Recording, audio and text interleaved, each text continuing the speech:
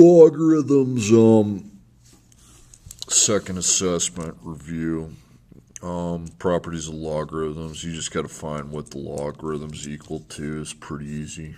Take your base, multiply it to how many 27s? 1, 2.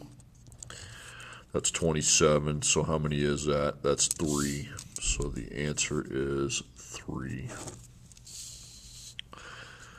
Okay, now if it's equal to, I'm going to multiply 4s out to just 64, because as long as I know that my answer is negative, okay, we can get rid of the 1 over it and just focus on multiplying 4s out to 64. So 4 times 16 times 4 is 16, and then times the third 4 is 64. So it takes 3, but it's negative 3 because it's 1 over 64. Because 4 to the negative third is 1 over 64. Okay, now here you got 1, 2, that's 9, 27, 81, and that's 243, so that's 5, so it's 5. 3 to the 5th power is 243. Logarithms, basically. This is 343, that's not a decimal, so 1, it's 49, 343, so that's 3.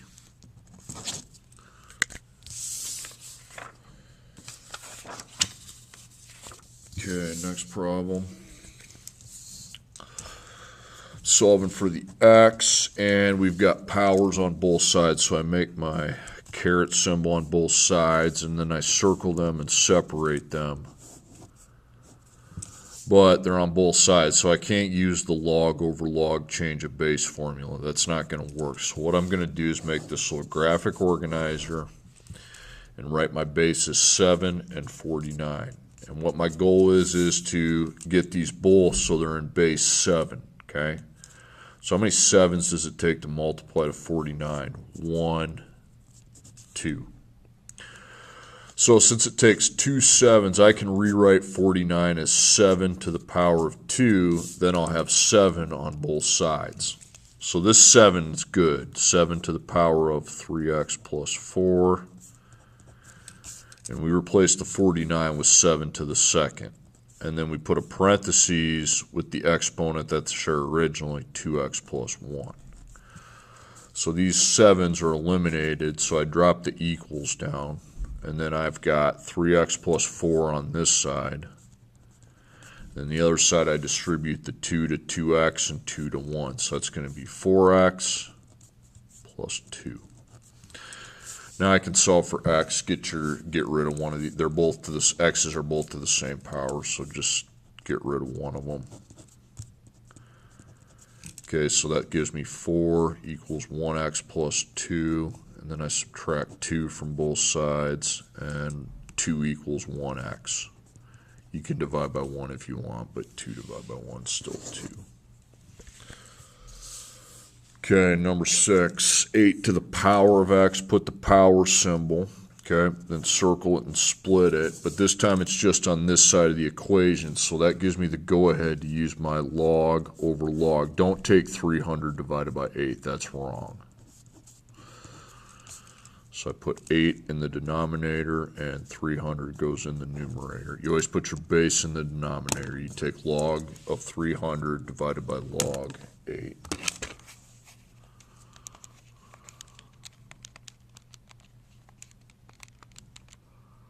.74.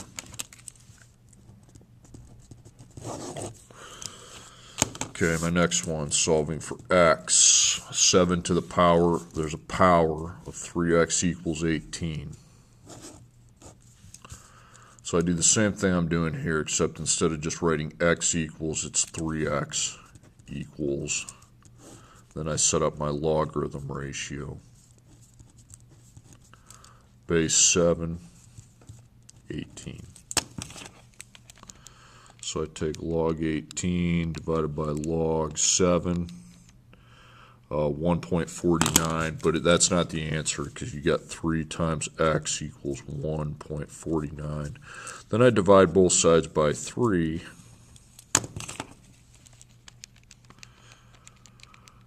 That's a 0.50, 0.5, 0.49, whatever. Okay, now we're into the story problems. You have $500 in a savings account that's going to earn 2% interest each year, compounded quarterly. How much will my account be worth in 10 years? Okay, so the units importance are money in years. So the X is my years and the Y is my money.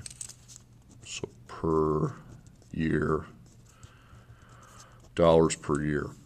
Well, that doesn't exist because it's by percentage, not by dollars a year, and it's by 2%. Now, interest is plus 2%. So it's 1 plus. Then I need to divide by 100, and if I see the word quarterly, which I do, I divide by 4. So 2 divided by 100 divided by 4 is 0.005. So then I add 1 to that, and that's 1.005. Okay, so now I can make my exponential equation because money gets times by percent. So blank times, not plus, blank to the power of x, and we're going to need a 4 there because it's quarterly. Not 4 in for x, but 4 times x equals blank. Okay, so the first blank is my money original. Well, I know my money original is 500. This is my percentage factor, which is 1.005. Then the X is the years, and I have 10 years, so it's going to be 4 times 10 is 40. And then this is my new money, but I don't know what that is because I just know the beginning amount's 500. I don't know where it ends at. That's the answer, so I put Y right there. Now, here's my Y, okay? All by itself. It has no operations with it. So I just plug the other side into my calculator.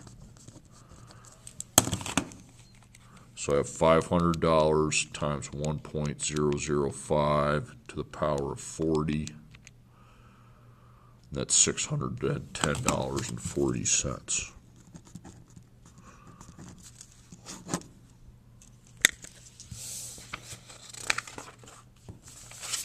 Okay, next one.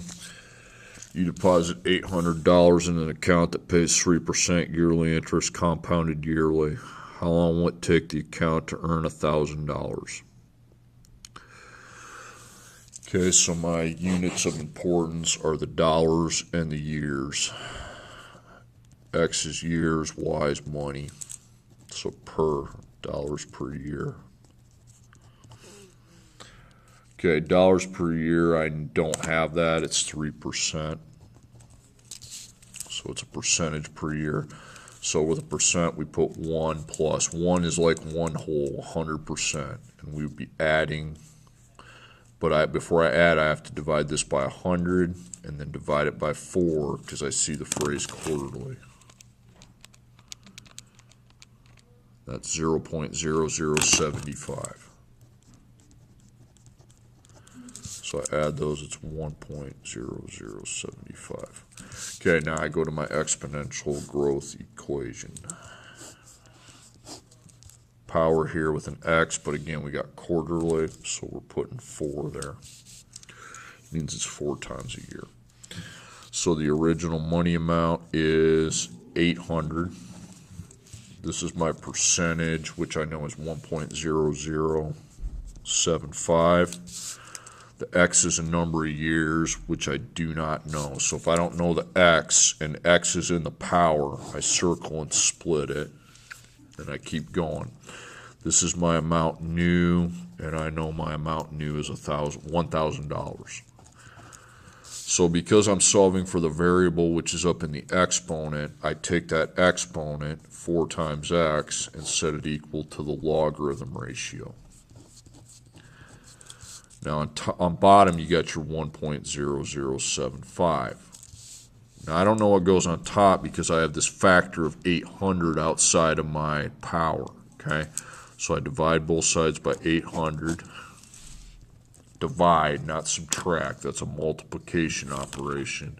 Just put 800 under your 1,000 and divide those. That's 1.25. Okay, now that that's done, 4 times x equals, then I figure out what the logarithm quotient's equal to. Okay, it is 30. And then I'm going to divide both sides by 4. And 30 divided by 4 is 7.5. So 7.5 years.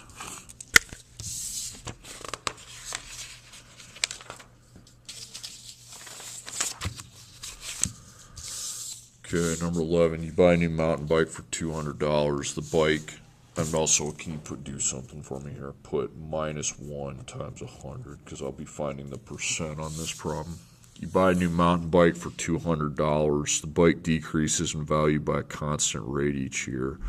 After 3 years, the bike's worth $85. Calculate the percent change per year. So again, price in years. Years is X, price is Y. So dollars per year.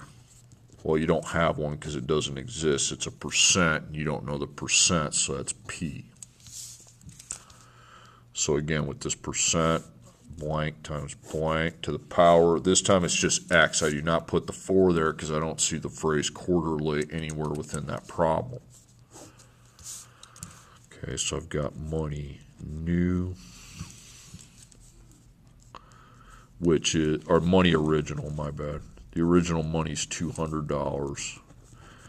Now my percent factor, I don't know, that's P. Now X is the years. Well, I know how many years I have. I have 3.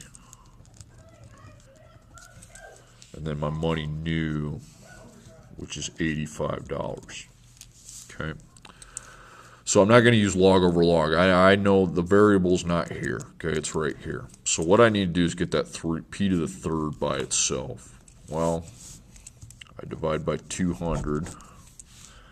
Then divide by 200. Remember that sign on the board. You never subtract that. You always divide by it. So I have P to the 3rd. Then I take 85 divided by 200. That's 0.425.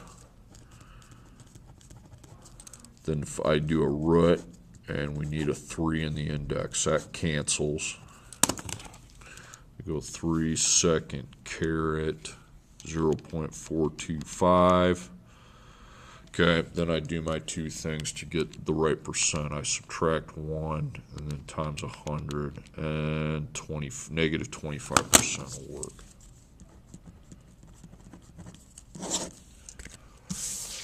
Okay, then the final problem is the exponential graph. So 2 times 4 to the x plus 2 power minus 6. So remember, an exponential function, it doesn't have a restricted domain. You can put whatever you want for the domain, but what you want to do is what's your base first off? The base is 4. 4 is a whole number, so I would start with the positives and then do the negatives. And I would use the higher negative inputs then to get my asymptote. Okay, get that plus 2 out of there and just put minus 2, so that when I calculate and put the inputs in there, I'm just using X. I don't have to worry about that plus 2 because I'll deal with that later. So I take 2 times 4 to the power of 2 minus 6. I get 26. Swap the power of 2 for a power of 1, 2. Swap the power of 1 for a power of 0, negative 4. Then I put in negative 1. 2 times 4 to the power of negative 1 minus 6, negative 5.5. Swap out the negative 1 for negative 2, negative 5.875. Now if I put a power of 20, negative 20, negative 6, go put in 30, negative 6. So your asymptote's negative 6, which makes sense because I'm subtracting a 6 from the function. Okay, I'm going to go by 5, so I hit 26. Now, before I graph, I need to go back and minus 2. So 2 minus 2 is 0, negative 1, negative 2, negative 3, negative 4. Okay, see, now I'm ready to graph. Okay. So 0, 26, 5, 10, 15, 20, 25, 26. Set the asymptote line at negative 6. Remember, everyone's worth 5, though, so the asymptote takes place here. Negative 1, 2, left 1, up there. Negative 2, negative 4. Remember, you're going by 5, so negative 4 is there. All I need is those first 3, because I know I go infinitely higher this way, and here I just get infinitely closer to the asymptote as you approach negative infinity.